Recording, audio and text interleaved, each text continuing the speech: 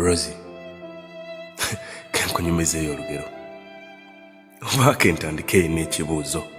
Okkiririza mbaagalana ababiri oba okkiririza mu munyeenye n'omusana nti bifaanaganya ekitangaala, oba okkiririza mu bulimba obwateekebwawo ensi.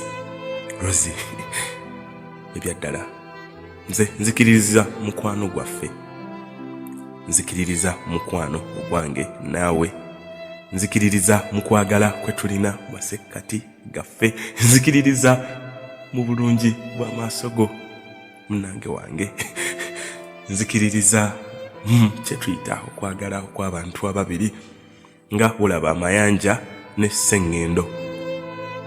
Nze naawe nakusisinkana mu lugendo lwange nomba mukisa mu bulamu bwo.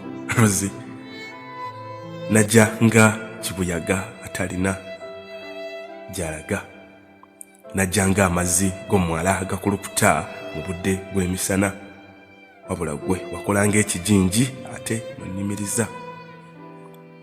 Nga bw'olaba omugga gukulukutira mu nnimiro y'ebibala, bwentyo nange bwe natandika okukwagala. Bwe nakwagala sadda mabega, bwe nakwagala naggula omutima gwange. Rosie, nenguufuula ekintu eky'omuwendo ekisinga. Oli mulungi andeetera ensi ennungi. Wasiiga ekifaananyi ky'obulamu bwange n'okikuba ku lupapula osobola okukunekkaanyiza. Ompa akamwenyumwenyu naddala buli kumakya nga nakazuukuka, bwe ndowooza nti nkulina olwo essanyu ne limbugaana. Nze ani alina malayika ku nsi eteyeeya? Rosie, oli muwala mulungi ebyaddala, oli malayika nnungi ebyaddala, oli kamwenyumwenyu ka buli kitangaala, oli ssanyu lya buli musajja asinga obulungi.